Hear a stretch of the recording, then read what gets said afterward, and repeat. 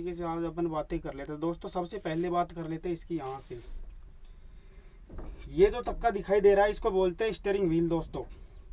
अब ये steering wheel किस में सेट है, देखो यहाँ से ये देखो ये स्टीयरिंग कॉलम दिखाई दे रहा है। ये मैंने पहले वीडियो थी उसमें भी बताया था पिछली बार। इसको बोलते हैं सिर्फ स्टीयरिंग कॉलम। अब इस स्टीयरिंग कॉलम के बीच में स्टीयरिंग रोड फंसी हुई, देखो यहाँ से ये जो दिखाई दे रहा है इसको बोलते हैं स्टीयरिंग रोड। ये जो बीच में क्रॉस जोड़ बोलते हैं दोस्तों। ठीक है दोस्तों, इसको बोलते हैं पूरे को स्टीयरिंग व्हील। अब बात कर लेते हैं यहाँ से स्टार्टिंग प्रक्रिया किस तरीके से चालू करेंगे इसकी। जो यहाँ पे ये जो की लगी है इसको बोलते हैं इग्निशन की बोलते हैं दोस्तों। अब इग्निशन की का प्रयोग कैसे किया जाएगा, जैसे इसको ऐसे किया और इसको जैसे इसको पुश करेंगे तो दोस्तों डैशबोर्ड के अंदर लाइट आ जाएगी। सिर्फ लाइट कहाँ तक पहुँचेगी, सेल्फ स्टार्टेड मोटर तक। अब इसको जैसे ही बात कर लेते इसको ऐसे घुमाएंगे ऐसे। तो अब इसको घुमाने के बाद में क्या होगा दोस्तों, जैसे हेडलाइट वगैरह हो गई, इंडिकेटर लाइट वगैरह जो भी गाड़ी में विद्युत सप्लाई है वो टोटल चालू हो जाएगी दोस्तों। और वापसी ही इसको वैसे ऑफ कर देंगे, सीधा इसके अंदर डाल के पुश करके दबा देंगे तो दोस्तों सिर्फ गाड़ी स्टार्ट होगी और कुछ नहीं होगा।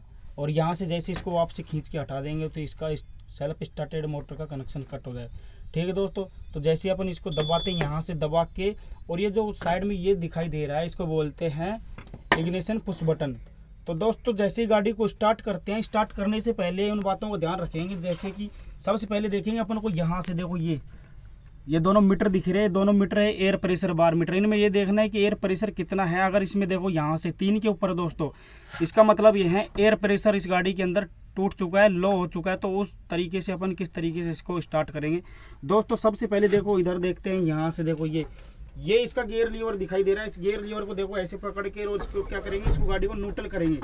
न्यूट्रल करने के बाद में दोस्तों इसको क्या करेंगे, चाबी को पुश कर देंगे। पुश करने के बाद में क्या करेंगे, यहाँ से ये जो इग्निशन पुश बटन दिखाई दे रहा है दोस्तों, इसको जैसे ही पुश करेंगे दबाएंगे तो गाड़ी का इंजन स्टार्ट हो जाएगा। और स्टार्ट किस तरीके से करेंगे, जैसे मान लो कि यहाँ से मैंने पुश बटन पे ये उंगली लगा ली और इधर से देखो क्लिच दबा रखी है, क्लिच पैडल। और यहाँ से जो एक्सीलेटर पैडल है ना दोस्तों, इसको थोड़ा सा हल्का दबा के ऐसे, और फिर उसके बाद में इस पुश बटन को दबाएंगे तो गाड़ी क्या होगी, इंजन हो जाएगा स्टार्ट। ठीक है दोस्तों, अब कर लेते हैं इसकी बात बंद करने की। बंद कैसे करना है इसको, जैसे गाड़ी का इंजन स्टार्ट हो चुका, अब इंजन को बंद करना है। तो इंजन को बंद करने की विधि देखो इधर से बता देता हूँ। जैसे ये तुम्हारे को एक्सीलेटर पैडल दिखाई दे रहा है दोस्तों, यहाँ से इस एक्सीलेटर पैडल को क्या करेंगे, ऐसे ऊपर उठा देंगे दोस्तों, सीधा ऊपर। तो ये क्या हो जाएगा, इंजन इसका बंद हो जाएगा। अगर दोस्तों यहाँ से बंद ना हो तो देखो इधर से, देखो यहाँ से, ये सिर्फ एस मॉडल गाड़ी के बारे में बात कर रहे हैं। देखो यहाँ से ये जैसे तुम्हारे को स्विच दिखाई दे रहा है, जैसे ट्रैक्टरों के अंदर होता है ना जैसे खींचने का, तो सेम ऐसा दिखाई देगा। उसको ऐसे ऊपर करके ऐसे खींचेंगे तो दोस्तों वो बंद हो जाएगा। सेम इसका कनेक्शन जो ये एक्सीलेटर से है ना, इसी से जुड़ा हुआ है, पंप से जुड़ा हुआ है। तो सेम जैसे यहाँ से इसको ऊपर करेंगे, ऊपर करने से बंद हो रही है, तो सेम इसी को ऊपर करने से ये बंद हो जाएगा दोस्तों। ठीक है, तो इस तरीके से गाड़ी स्टार्ट होना व बंद होने की प्रक्रिया है दोस्तों। घबराने की कोई ज़रूरत नहीं है। काफ़ी लड़कों को बहुत ज़्यादा डाउट है कि गाड़ी स्टार्ट कैसे करेंगे और उसको बंद कैसे करेंगे। सीधा डायरेक्ट चाबी को पुश करेंगे, यहाँ से क्लिच दबा के पुश बटन को दबाएंगे, गाड़ी स्टार्ट हो जाएगी। फिर उसको बंद करेंगे, यहाँ से मैंने बता दिया, एक्सीलेटर पैडल को ऊपर उठा देंगे, कोई दिक्कत नहीं है। अब इसकी बात कर लेते हैं, इसके अंदर प्रेशर कितना होना चाहिए। एयर प्रेशर बार मीटर देखो यहाँ से देख रहा है, जैसे ये 4 है ये 6 है, तो दोस्तों यहाँ से 6 से ऊपर होना ज़रूरी है। अगर इसके नीचे देखो यहाँ से 3 के ऊपर है, तो अब क्या करेंगे, जैसे गाड़ी का इंजन स्टार्ट है तो इंजन स्टार्ट होने के बाद में उसको क्या करेंगे, गाड़ी को थोड़ी आवर रेस में रखेंगे, थोड़ी 2-4-5 मिनट के लिए, जब तक उसमें प्रेशर 6 से ऊपर नहीं पहुँच जाए, यानी कि 7 और 8 के बीच में नहीं हो जाए, जब तक दोस्तों गाड़ी को आगे चलाने के लिए कोई वो नहीं है। क्योंकि गाड़ी में जब तक प्रेशर लो रहेगा, जब तक गाड़ी में गियर सही तरीके से नहीं लगेगा और क्लिच सही तरीके से काम नहीं करेंगे तो गियर भी सही तरीके से एडजस्ट नहीं हो पाएंगे दोस्तों, और ब्रेक वगैरह कुछ नहीं लग पाएंगे। तो मिनिमम कहने का मतलब ये 7 और 8 के बीच में होना ज़रूरी है। वैसे इसमें देखा जाए तो 8 और 10 के बीच में होना ज़रूरी है। वो कब होता है, जब गाड़ी चलती है ऑटोमेटिकली, जब इसके अंदर एक DDU ठीक मशीन लगी होती है, वो क्या करती है, प्रेशर को एक मेंटेन करके और वो 8 और 10 के बीच में बना लेती है ऑटोमेटिक। अगर दोस्तों 6 के ऊपर भी प्रेशर है तो भी अपन गाड़ी को आगे चला सकते हैं, क्योंकि उस टाइम प्रेशर सही तरीके से रिलीज हो पाता है, ब्रेक बूस्टरों तक पहुंच पाता है और क्लिच वगैरह टोटल सही तरीके से काम करने लग जाती है। ठीक है दोस्तों, तो ये 2 मीटर दिखाई दे रहा है, एक ये रहा, एक ये रहा। दोनों क्या होते हैं, 2 सिलेंडर है इसके अंदर, एयर सिलेंडर 2 लगे हुए, दोनों सिलेंडरों के अलग अलग एयर प्रेशर बार मीटर दिए गए हैं। अब दोस्तों इधर देखो, यहाँ से ये जो मीटर दिख रहा है यहाँ से, इसको बोलते हैं temperature meter, temperature sensor meter. देखो ये जैसे इसके अंदर ये देखो ये 40 है, ये 120 है, जैसे ही देखो ये 120 हो गया और ये 40 हो गया। अगर ये 80 से नीचे, ये सुई 80 से नीचे रही तो ये क्या रहेगी, नॉर्मल टेम्परेचर में रहेगी गाड़ी। अगर 80 से ऊपर चला गया है ये सुई तो ये समझो कि ओवर हीटिंग हो चुका है इंजन इसका, क्योंकि ओवर हीटिंग होने के काफ़ी चांस है, काफ़ी कारण होते हैं। एक तो वी बेल्ट का टूटना और दूसरा कूलेंट या कोई होज पाइप वगैरह फट जाए, कूलेंट की कमी हो जाए, तो इस तरीके से क्या होती है गाड़ी ओवर हीटिंग होने के कारण हो जाते हैं दोस्तों। 80 से नीचे नॉर्मल टेम्परेचर में रहेगी और 80 से जैसे ऊपर चली गई तो ये समझो कि गाड़ी ओवर हीटिंग हो गई दोस्तों। जस्ट इस मीटर की बात कर लेते हैं। यहाँ से देखो इसको बोलते हैं स्पीडोमीटर बोलते हैं दोस्तों। यहाँ से ये जो 20 से लेके 100 तक है, 20 से 100 तक, तो इसको बोलते हैं स्पीडोमीटर। और जो बीच में दिखाई दे रहा है यहाँ से, इसको बोलते हैं ओडोमीटर। अब ओडोमीटर की बात कर लेते हैं, जैसे गाड़ी कितना अब तक कंपनी से निकल के अब तक कितना किलोमीटर चल चुकी है दोस्तों, तो उसका किलोमीटर दिखाता है कितना किलोमीटर अब तक ये चल चुकी है। अब इसके अंदर तीसरा मीटर और सेट होता है, वो बोलते हैं उसको रीसेट मीटर, कि गाड़ी 100, 200, 300 मीटर कितना चल रही है उसको रीसेट करके अपन उसको दोबारा से लंबाई यानी कि दूरी नाप सकते हैं। तो इस तरीके से क्या होता है, स्पीडोमीटर के अंदर 3 मीटर सेट होते हैं। स्पीडोमीटर हो गया, ओडोमीटर हो गया, रीसेट मीटर हो गया दोस्तों। अब इनकी बात कर लेते हैं। इस साइड में देखो यहाँ से ये इन मीटरों की बात कर लेते हैं। यहाँ से जो ये तुम्हारे को मीटर दिखाई दे रहा है इसको बोलते हैं इंजन ऑयल बार मीटर दोस्तों। अगर 6 से नीचे, अगर इसके अंदर 6 से नीचे ऑयल यानी कि सुई है नीचे, तो दोस्तों ये मीडियम में रहेगा, यानी कि फिर भी कोई दिक्कत नहीं। अगर 4 से नीचे सुई रही तो दोस्तों ये मैकेनिकल फॉल्ट के अंदर आता है, इसमें ऑयल डालने की आवश्यकता है दोस्तों। यानी कि कहने का मतलब है 6 से ऊपर तो होना जरूरी है इस सुई का। तो इंजन ऑयल बार मीटर यानी कि इंजन ऑयल एक लेवल में है, कोई दिक्कत वाली बात नहीं है। अगर 4 से नीचे है तो ये मैकेनिकल फॉल्ट के अंदर आता है दोस्तों, इसको बोलते हैं इंजन ऑयल बार मीटर। अब जस्ट इस मीटर की बात कर लेते हैं। सभी को मालूम है फ्यूल मीटर, ये पेट्रोल पंप का निशान है, फ्यूल मीटर है। 1/2 आधी टंकी यहाँ से, ये एफ पे फुल होती है, ई पे एंड होती है। टाटा एस मॉडल के अंदर 100 से यानी कि 200 से 280 लीटर का टैंक होता है उसके अंदर, ठीक है दोस्तों। जस्ट यहाँ से देखो, यहाँ से इसकी बात कर लेते हैं। देखो ये रेड कलर का दिखाई दे रहा है, इनको बोलते हैं रिफ्लेक्टर। इस स्विच का काम क्या होता है, जैसे दोस्तों इमरजेंसी होती है, जैसे कोहरा वगैरह धुंध हो गई या इमरजेंसी, तो उस टाइम में क्या करते हैं, इसको ऐसे ऊपर करते हैं तो इसमें क्या होती है 4x4 इंडिकेट करने लग जाते हैं, यानी कि हैजर्ड लाइट के रूप में जलने लग जाती हैं, ठीक है दोस्तों। इसको ऐसे जैसे नीचे करेंगे बंद हो जाएंगी। अब इसी के साथ इसकी बात कर लेते हैं। देखो यहाँ से ये जो लीवर दिखाई दे रहा है यहाँ पे, ये लीवर होता है एक तो मानो हेडलाइट लीवर हो गया, डिपर लीवर हो गया, पासिंग आउट लीवर हो गया और इंडिकेट लीवर हो गया। तो दोस्तों जैसे इसको जैसे ऐसे ऊपर करेंगे, देखो ये आवाज़ आ रही है। अब ये हो रहा है कि लेफ्ट साइड मेरे को आगे चल के 50 मीटर से आगे, जैसे कि मानो कि इसकी मैं प्रक्रिया बता ही देता हूँ।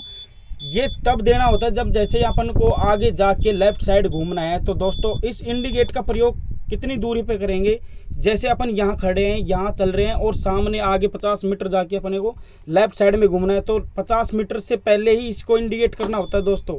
50 मीटर से इंडिकेट करेंगे इसको लेफ्ट साइड में, तो इसको जैसे ऊपर करेंगे तो इसका लेफ्ट साइड का इंडिकेट हो रहा है, ठीक है दोस्तों। जैसे इसको नीचे कर देंगे, अभी राइट साइड का टर्न हो गया, जैसे मेरे को आगे जाके राइट साइड जाना है, तो इसको नीचे करने से राइट साइड का और ऊपर करने से लेफ्ट साइड का। अब ऐसे जैसे इसकी बात कर लेते हैं, जैसे ये ऊपर हो गया और ये नॉर्मल, ये नीचे हो गया, ये ऊपर हो गया। अब इसकी बात कर ले, जैसे ये नॉर्मल में है, तो अब इसमें क्या होगा, जैसे यहाँ से देखो ये जो दिखाई दे रहा है यहाँ से ये स्विच, ये हेडलाइट का स्विच है। अब हेडलाइट कैसे जलेगी, जैसे इस की को ऐसे घुमाएंगे। अब इसके अंदर दोस्तों हेडलाइट, पार्किंग लाइट वगैरह सभी की यहाँ से विद्युत चालू हो गई है। उससे पहले ये क्या था, सिर्फ सेल्फ स्टार्टेड मोटर ही तक करंट पहुँच रहा था। अब ऐसे घुमाने से क्या हो रहा है, लाइट वगैरह सभी सिस्टम चालू हो गए दोस्तों।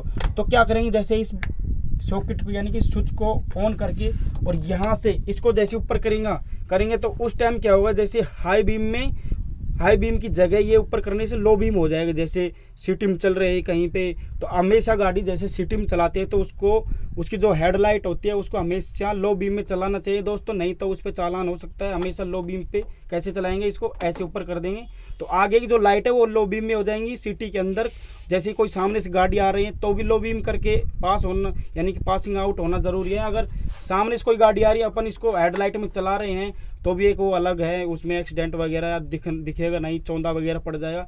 तो दोस्तों कहने का मतलब ये है कि जैसे शहर वगैरह में जा रहे हैं भीड़ भाड़ में रात के समय, तो इसको लो बीम में करके चलाओ गाड़ी को। और लंबे रोड पे जहाँ पे कोई साधन वगैरह नहीं है, बिल्कुल खुला रोड है, तो उसमें हमेशा हाई बीम में चलाना होता है। तो दोस्तों इस तरीके से ये जैसे ऊपर करेंगे तो लो बीम हो गया, और इसको नॉर्मल में सीधा रखेंगे तो हाई बीम में हो गया दोस्तों। अब इसको लो बीम में करके और ऊपर ऐसे करेंगे तो ये क्या करेगा, डिप करेगा एकदम से, हेडलाइट और हेडलाइट हो जाएंगी, यानी कि ज़्यादा रोशनी देंगी। क्यों देंगी, क्योंकि वो जैसे अपन इधर से चल रहे हैं और अपने सामने से कोई साधन आ रहा है और अपने को आगे बचने के लिए जगह नहीं है, तो दोस्तों उसको अपन संकेत देने के लिए इसको एक बार और ऊपर खींचेंगे, उसको एकदम से ज़्यादा चौंधा पड़ेगा तो ये समझ जाएगा कि अभी उस जैसे मेरे सामने कोई गाड़ी आ रही है तो उसके जगह आगे कोई साइड नहीं है बचने के लिए। तो इस तरीके से क्या करते हैं, इसको अपन एकदम से ऊपर और कर दे थोड़ा, यानी कि हेडलाइट ज़्यादा अधिक हेडलाइट में बदल जाती है।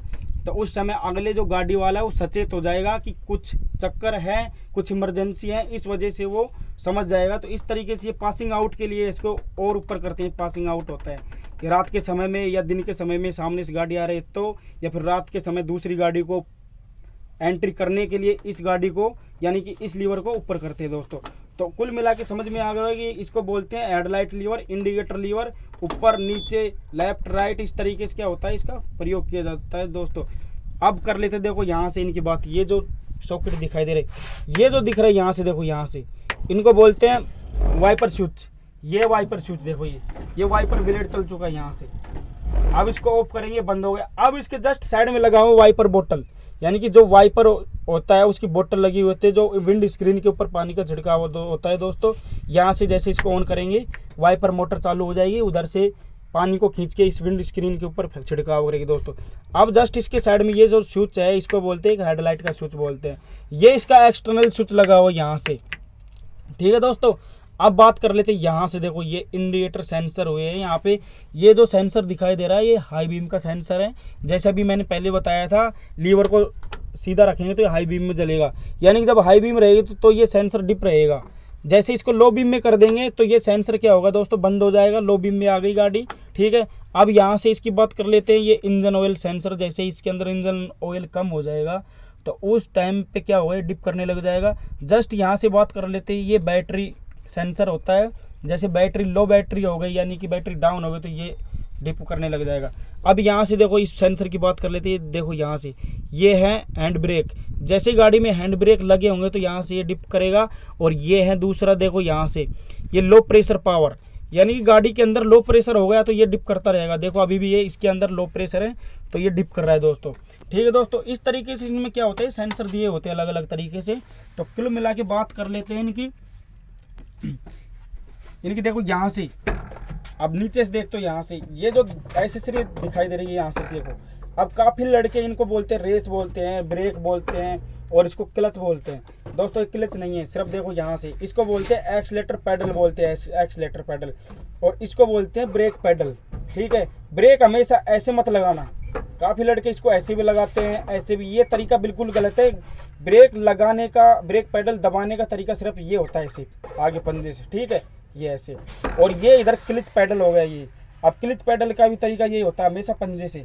तो दोस्तों इसको बोलेंगे क्लिच पैडल, इसको बोलेंगे ब्रेक पैडल और इसको बोलेंगे एक्सीलेटर पैडल। सभी ने पढ़ा भी होगा दोस्तों। क्लिच कहाँ पे होती है, इंजन व गियर बॉक्स के बीच में होती है, यानी कि फ्लाई व्हील व प्रेशर प्लेट के बीच में क्लिच प्लेट क्लिच सेट होती है। क्लिच का काम क्या होता है, इंजन व गियर बॉक्स के संबंध को जोड़ना व तोड़ना इसका कार्य होता है, ठीक है दोस्तों। अब थोड़ा इधर बात कर लेते हैं इसके बारे में भी। इसके बारे में भी काफ़ी लड़कों के डाउट है कि इसको गियर बोलते हैं दोस्तों। ये गियर नहीं है, गियर नहीं है, सिर्फ एक गियर लीवर है। देखो यहाँ से यहाँ तक का ये गियर लीवर है और ये है गियर बॉक्स। अब इस गियर लीवर का प्रयोग, वो गियर बॉक्स नहीं, ये गियर लीवर कैप बोलते हैं, सॉरी, ठीक है। अब गियर बॉक्स की बात करते हैं दोस्तों। देखो यहाँ से ये जो गियर लीवर जा रही है यहाँ से, ये पूरा गियर लीवर होगा, ये गियर लीवर कैप हो गया। तो दोस्तों अब ये किसके अंदर गई, गियर बॉक्स के अंदर गई। गियर बॉक्स के अंदर क्या होते हैं, गियर सेट होते हैं। जैसे मैन सापट हो गई, काउंटर सापट हो गई, ले सापट हो गई। उसमें क्या होता है, इस लीवर का काम क्या होता है, वो यानी कि एक गियर से सेकंड, थर्ड, 4, 5 यानी कि रिवर्स, फॉरवर्ड, यानी कि गियरों को उतारना व चढ़ाने का काम इस लीवर का होता है दोस्तों, ठीक है दोस्तों। तो इसको गियर मत बोलना, इसको सिर्फ गियर लीवर बोलना है और इसको बोलना है गियर लीवर कैप बोलना है दोस्तों, ठीक है दोस्तों, अब इसकी मैं बात कर लेता हूँ गियर किस किस जगह कैसे सेट होते हैं। देखो दोस्तों, अब मैं इसके डाल के बताता हूँ। जैसे क्लीज पेडल दबा दिया मैंने, और अब ये गाड़ी है बिल्कुल न्यूट्रल में। ये न्यूट्रल हो चुका है, गियर लीवर से अपन क्या कर चुके हैं, इसको न्यूट्रल कर चुके हैं। तो दोस्तों सबसे पहले बात कर लेते हैं इसमें फर्स्ट गियर की। जैसे इस कैप को ऐसे पकड़ देंगे, काफ़ी लड़कों का पकड़ने का तरीका भी एक अलग होता है। इसको यहाँ से पकड़ते हैं ऐसे, दोस्तों ऐसे नहीं पकड़ना, इसको बिल्कुल भी ऐसे नहीं पकड़ना, सिर्फ इसको ऐसे पकड़ेंगे और इस तरीके से, और इसको ऐसे करके रिवर्स कर देंगे। ठीक है दोस्तों, अब इसमें फर्स्ट गियर डल चुका है दोस्तों। अब इसकी बात कर लेते हैं सेकंड गियर की। जैसे इसको पकड़ा लीवर को और सीधा आगे किया, ये सेकंड गियर हो गया। अब जस्ट इसकी थर्ड गियर की बात कर लेते हैं। देखो यहाँ से न्यूट्रल में आई, न्यूट्रल में आने के बाद में पीछे जस्ट पीछे इसके तीसरा गियर हो गया, यानी थर्ड गियर हो गया। ठीक है दोस्तों, अब इसकी बात कर लेते हैं फोर्थ गियर की। देखो यहाँ से अब ये न्यूट्रल में हो गया। अब न्यूट्रल में करने के बाद में चौथे गियर में डल गई गाड़ी। अब इसकी बात कर लेते हैं सबसे लास्ट वाले पांचवें गियर में। देखो यहाँ से इसको पहले न्यूट्रल करेंगे आराम से, कोई दिक्कत नहीं। न्यूट्रल करके इसमें ये देखो पांचवा गियर यहाँ पे लग गया। ठीक है दोस्तों, इस तरीके से इस गाड़ी के अंदर सीधे सीधे 5 गियर है। और रिवर्स में देखो यहाँ से रिवर्स और गियर डाल के बता देता हूँ। देखो यहाँ पे इसका रिवर्स गियर, देखो यहाँ पे आगे अब ये रिवर्स गियर इसका डल चुका है दोस्तों। ठीक है दोस्तों, इस तरीके से इसका प्रयोग करना है। तो इसको क्या कहेंगे, गियर लीवर कैप कहेंगे, इसको गियर लीवर कहेंगे दोस्तों। ये जो कवर है इसको बोलते हैं इंजन कवर बोलते हैं। पूरा का पूरा हो गया डैशबोर्ड, और ये पूरी जिसके अंदर हम बैठे हैं अपन बात कर रहे हैं, इसको बोलते हैं ड्राइवर केबिन। तो दोस्तों घबराने की कोई ज़रूरत नहीं है, और इस तरीके से ही डैशबोर्ड का सिस्टम होता है, इस तरीके से ही गाड़ी स्टार्ट होती है दोस्तों। एक एसेसरी और बच चुकी है, उसके बारे में और बता देता हूँ। उसमें तो बहुत ज़्यादा डाउट होते हैं कि किस तरीके से उसका प्रयोग किया जाता है दोस्तों। चलिए इधर देखते हैं अपन। देखो यहाँ से ये जो एसेसरी दिखाई दे रही है इसको बोलते हैं हैंड ब्रेक लीवर बोलते हैं दोस्तों, इसको बोलते हैं हैंड ब्रेक लीवर। अब इसका प्रयोग देखो कैसे होगा। जैसे ये है, इस पे अंगूठा रखो और यहाँ से 2 उंगली फंसा के इसको ऐसे लॉक को, ये लॉक बोलते हैं इसको, हैंड लीवर का लॉक है। इसको ऐसे ऊपर करके इसको नीचे करेंगे दोस्तों। देखो यहाँ से नीचे करने में क्या होगा, ये क्या होगा, अब ये हैंड ब्रेक लग चुका है दोस्तों। अब इसके अंदर क्या है, लो प्रेशर है, तो इस वजह से क्या हो रहा है, ये हैंड ब्रेक ये लीवर आवाज़ नहीं कर रहा, इसमें एयर रिलीज नहीं हो रहा। तो दोस्तों जैसे ये ऐसे नीचे किया, अगर ये आवाज़ कर गया तो ये समझो ये हैंड ब्रेक लग चुका है। और इसको ऐसे पकड़ के ऐसे ऊपर उठाएंगे दोस्तों तो ये आवाज़ नहीं करेगा। तो ये समझना है कि हैंड ब्रेक हट गया है, ऑफ हो गया है। ठीक है, ये आवाज़ तब करेगा तब इसके अंदर 6 से ऊपर प्रेशर होगा, तब आवाज़ करेगा दोस्तों। तो इसका मतलब ये मत समझना कि आवाज़ नहीं करा तो हैंड ब्रेक हट चुका है, क्योंकि इसके अंदर लो प्रेशर है, तो लो प्रेशर में कभी भी ही आवाज़ नहीं करेंगे दोस्तों। तो सीधे सीधा मोटा मोटा फार्मूला ये है, अगर इसमें 6 से ऊपर एयर है, अगर इसको अपन नीचे कर रहे हैं तो ये आवाज़ कर गया तो ये समझना हैंड ब्रेक लग चुका है। अगर वापसी इसको ऊपर कर रहे हैं तो हट गया, यानी कि आवाज़ नहीं करा तो ये हट गया, डिसंगेज हो गया। नीचे करेंगे आवाज़ किया, ऑन हो गया। ऊपर करेंगे आवाज़ नहीं किया, यानी कि ऑफ हो गया। तो दोस्तों इस तरीके से इसका मालूम पड़ेगा कि हैंड ब्रेक लगता कैसे है और हटता कैसे है। ठीक है दोस्तों।